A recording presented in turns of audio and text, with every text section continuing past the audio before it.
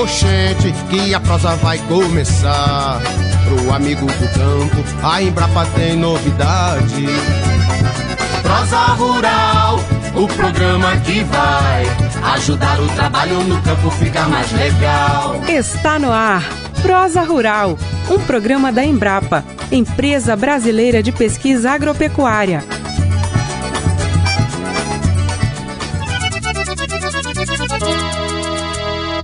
Olá, ouvinte! Está começando mais um Prosa Rural. Olá, William! Olá, Selma! Olá, meu amigo, minha amiga do Prosa! Bom, pra gente ganhar tempo, vou logo dizer que nosso programa de hoje vai falar sobre um modelo de cultivo de hortaliças que encurta as distâncias entre as áreas de produção e os centros de consumo. Exato! Hoje vamos conhecer todos os detalhes por trás da produção de hortaliças em ambientes fechados e controlados, como as fazendas verticais localizadas em grandes centros urbanos mundo afora. Quando as hortaliças são cultivadas em um ambiente interno e totalmente controlado, nós chamamos esse modelo de agricultura indoor.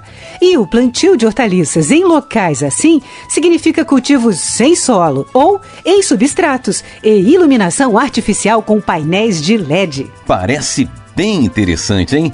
Isso também significa que é preciso fazer o controle de diversas variáveis meteorológicas no interior do ambiente de cultivo. Por exemplo, temperatura e umidade relativa do ar, radiação, concentração de gases na atmosfera e por aí vai. O objetivo desse modelo de produção é otimizar de forma artificial todos os fatores ambientais que afetam o crescimento e a produção das plantas, como nutrientes, água, temperatura, luminosidade e composição do ar. Muito bem, então vamos chamar a colega Paula Rodrigues da Embrapa Hortaliças para nos apresentar quais são os diferentes modelos de agricultura indoor. Diga aí, Paula. Pitacos da hora. A produção de hortaliças não é mais privilégio das zonas rurais. Cada vez mais o plantio dessas espécies acontece em lugares incomuns, como grandes centros urbanos. O conceito de agricultura vertical, por exemplo, significa o cultivo de plantas em camadas verticais com iluminação artificial em cada camada, por meio de lâmpadas de menor potência. Esse sistema de produção pode ser realizado em edifícios com um só andar, como armazéns, ou com vários andares. Nesse caso, o local recebe o nome de fazenda vertical. Porém, quando o cultivo de plantas é feito em uma só camada, com iluminação artificial no teto e lâmpadas de maior potência, esse modelo de agricultura em ambiente controlado é conhecido por fábrica de plantas. E para completar nossa lista, temos a agricultura de teto, que é o cultivo, geralmente sem solo, feito na cobertura de edifícios, como arranha-céus e shopping centers, para aproveitar a iluminação natural. Esses modelos de cultivos todos provam que as cidades podem sim, cada vez mais, ser locais de produção de hortaliças, que vão chegar mais frescas e com mais qualidade para o consumidor. Obrigado! Muito boa explicação, Paula. Pois é, amigo ouvinte, as hortaliças são espécies muito perecíveis e a maior parte das perdas ocorre durante o transporte. Ainda mais porque o Brasil é um país continental e a produção está concentrada na região centro-sul. Muitas vezes os alimentos percorrem grandes distâncias para atender regiões de menor produção no norte e nordeste. Por isso, uma vantagem das fazendas verticais é aproximar os locais de produção e de consumo. Exato, William. Com a produção localizada a poucos quilômetros dos consumidores, as perdas por transporte deixam de ser um problema, assim como os gastos com logística e o alto consumo de combustíveis fósseis. Vamos conhecer agora outras vantagens da produção de hortaliças em fazendas verticais. Quem explica pra gente é o pesquisador Ítalo Guedes, da Embrapa Hortaliças, em entrevista à jornalista Paula Rodrigues. Um dedo de prosa. Diante de um cenário de mudanças do clima e escassez de água, quais são as vantagens de se produzir hortaliças em fazendas verticais? A agricultura ainda é provavelmente a atividade econômica mais sujeita ao clima, às variações do clima. Dentro das atividades agrícolas, a produção de hortaliças é particularmente influenciada em razão de as hortaliças serem culturas frágeis, facilmente perecíveis e cuja comercialização depende muito da aparência, por exemplo. As mudanças climáticas têm levado ao aumento da frequência do que nós chamamos de fenômenos ou eventos climáticos extremos, como as geadas em várias partes do Brasil, chuvas torrenciais, secas recorrentes. Esses eventos tornam mais difícil o cultivo de hortaliças em campo aberto. Essa é uma das principais razões porque o cultivo protegido, ou seja, o cultivo em estufas, tem aumentado no Brasil e no mundo. As fazendas verticais tornam a produção de alimentos completamente independente do clima. Além disso, por usar sistemas de produção sem solo, como a hidroponia, as fazendas verticais economizam água e adubos, o que vem também diminuir a pegada ambiental desse tipo de produção. Como você avalia o potencial do Brasil, principalmente de seus grandes centros urbanos, em desenvolver iniciativas de fazenda vertical? O Brasil, nos últimos 50 anos, tem sido um centro de inovações tecnológicas na produção de alimentos para o próprio Brasil e para o mundo. A população urbana no Brasil, assim como em outros países, já é a maioria. Então, esse recorte da população tem se notabilizado por exigir cada vez mais uma alimentação saudável, com alimentos frescos, nutritivos e seguros. Então, alimentos sem resíduos químicos, sem contaminação biológica, produzidos de forma sustentável. Então, as fazendas verticais respondem perfeitamente a essas demandas. Por isso eu entendo que há um enorme potencial a ser explorado pelos cultivos verticais nos grandes centros urbanos brasileiros, onde, além de tudo, há uma classe média disposta a pagar mais por alimentos frescos mais nutritivos e seguros. Sim, a segurança alimentar está sendo cada vez mais valorizada ultimamente. Mas observe bem, amigo produtor, o investimento inicial em fazendas verticais é alto.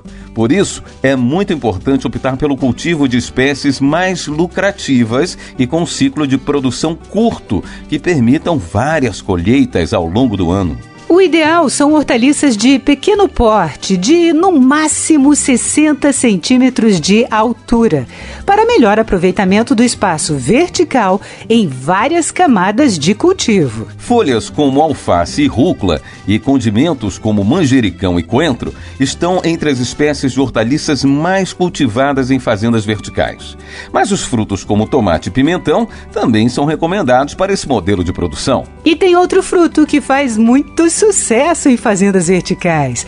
É o morango, que vai ser a estrela do nosso quadro de receita de hoje.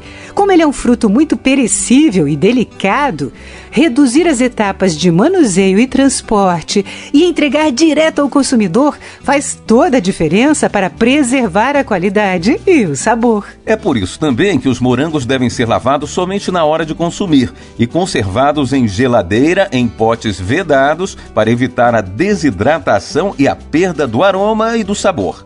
Voltando ao tema de hoje, vamos conhecer a iniciativa do empresário Diego, fundador da empresa 100% Livre, uma fazenda vertical localizada no bairro do Ipiranga, próximo ao centro da cidade de São Paulo. O Diego conta que o interesse dele em investir em fazendas verticais surgiu a partir de uma experiência pessoal, durante o processo de introdução alimentar do seu filho.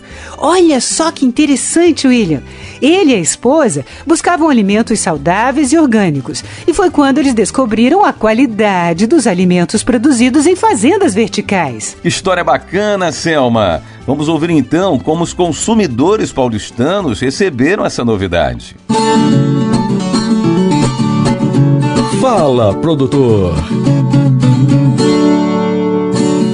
Nesse quase um ano de operação em São Paulo, como você avalia os avanços, tanto em termos da produção, quanto da aceitação pelo mercado consumidor?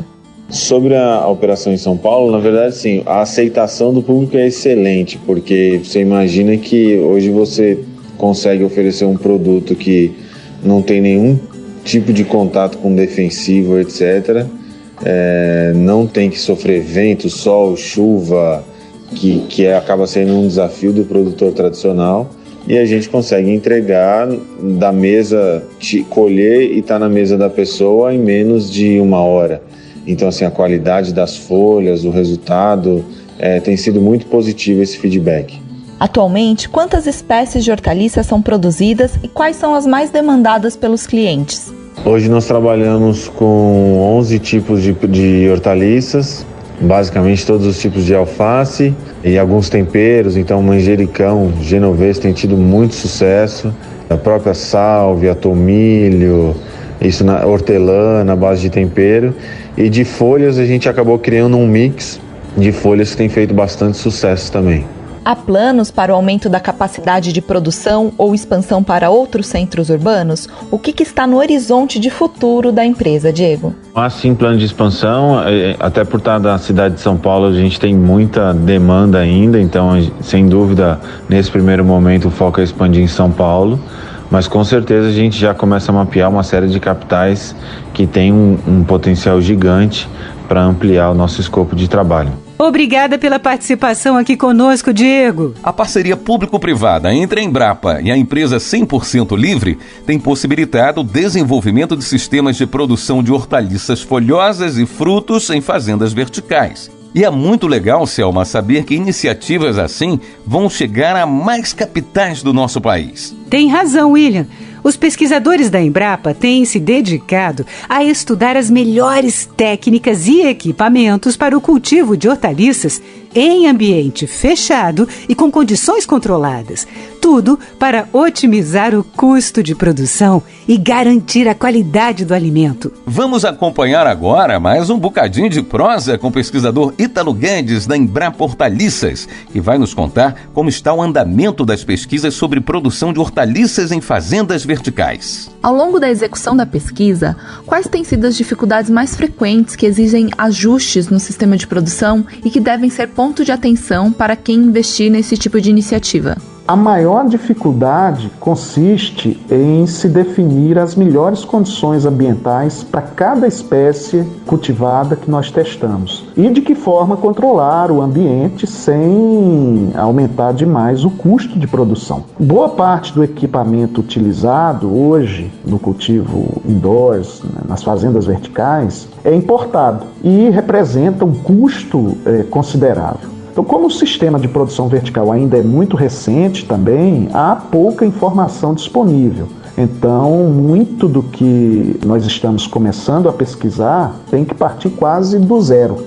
Em uma fazenda vertical, as hortaliças são cultivadas em sistemas de hidroponia ou aeroponia. De que forma isso contribui para a otimização da produção? São sistemas muito mais eficientes no fornecimento de água e nutrientes, e esses nutrientes são carreados pelos adubos, porque a mesma solução nutritiva circula inúmeras vezes pelas raízes das plantas. São sistemas fechados, e isso reduz muito as perdas, aumenta muito a eficiência de uso de água e de nutrientes. Para se ter ideia, para cada 100 litros de água que se usa em um plantio em campo aberto, para produzir a mesma coisa na hidroponia em um sistema fechado, só se gasta 10 litros. Para cada 100 quilos de adubo gastos em campo aberto, para o mesmo cultivo em hidroponia ou outro sistema sem solo, se gasta em média 40 quilos de adubos. Então, considerando, por exemplo, o preço atual dos adubos com o preço do dólar, é uma economia considerável. Olha, essa conversa de hoje foi muito esclarecedora para a gente entender melhor esse novo modo de produção de hortaliças, viu? Muito obrigado, pesquisador Ítalo Guedes, da Embrapa Hortaliças. E o Prosa Rural de hoje vai ficando por aqui. Quem tiver alguma dúvida sobre produção de hortaliças em fazendas verticais, pode entrar em contato com o Serviço de Atendimento ao Cidadão da Embrapa. Para encaminhar perguntas ou pedir mais informações via saque, basta acessar o portal da Embrapa na internet. O endereço é www.embrapa.br/fale-conosco. Então é isso, pessoal. Obrigada pela companhia e até a próxima semana. Até lá. Tchau. Você ouviu Prosa Rural, um programa da Embrapa, Empresa Brasileira de Pesquisa Agropecuária. A Embrapa é vinculada ao Ministério da Agricultura, Pecuária e Abastecimento. O Prosa Rural é uma produção da Secretaria de Inovação e Negócios da Embrapa. Roteiro Paula Rodrigues. Edição Jorge Macal. Locução Selma Rosana e William Galvão. Técnica Tony Ribeiro. Coordenação de produção Eduardo Pinho. Conteúdo Embrapa Hortaliças.